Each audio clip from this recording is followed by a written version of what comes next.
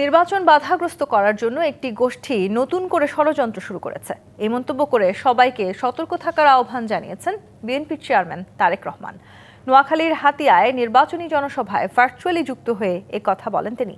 Vote দিয়ে হিসাবও কড়ায় গণ্ডায় বুঝে নেওয়ার আহ্বান জানিয়েছেন তারেক রহমান।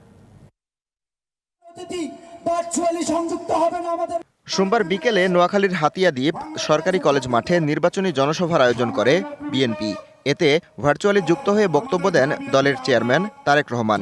আজকে সময়ের অভাবে আমি আপনাদের পাশে এসে দাঁড়াতে পারিনি। বড় বড় কাজগুলো শুরু হবে ইনশাল্লাহ, সেই সময় আপনাদের কাছে আসব, সেই সময় আপনাদের সাথে দেখা হবে। তিনি অভিযোগ করেন, নির্বাচন বাধাগ্রস্ত করতে একটি পক্ষ উঠে পড়ে লেগেছে।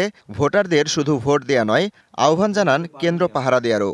আমাদের দেশের মানুষের ভোটের অধিকার কেড়ে নেওয়া হয়েছিল। যারা এই কাজটি করেছিল তারা দেশ থেকে চলে গিয়েছে, কিন্তু প্রিয় ভাই বোনেরা, এখন অন্য একটি গোষ্ঠী তারা আবার কিছু কিছু ষড়যন্ত্র করছে যেন নির্বাচন বাধাগ্রস্ত হয়। এই ব্যাপারে আপনাদের সকলকে সচেতন থাকতে হবে।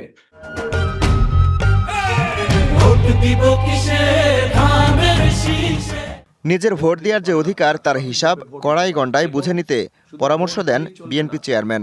ভোট দিয়ে চলে আসলে চলবে না, ভোট দিয়ে ওখানে থাকতে হবে, যাতে করে আপনার যে ভোটটা আপনি দিলেন এই ভোটের হিসাব কড়াই গণ্ডায় বুঝে আনতে হবে।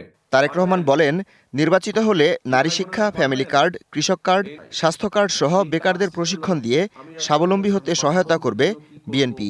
চিকিৎসার জন্য কি করব, শিক্ষার জন্য কি করব, কৃষক ভাইদের জন্য কি করব, এগুলো যেমন সব আপনাদের সামনে তুলে ধরলাম।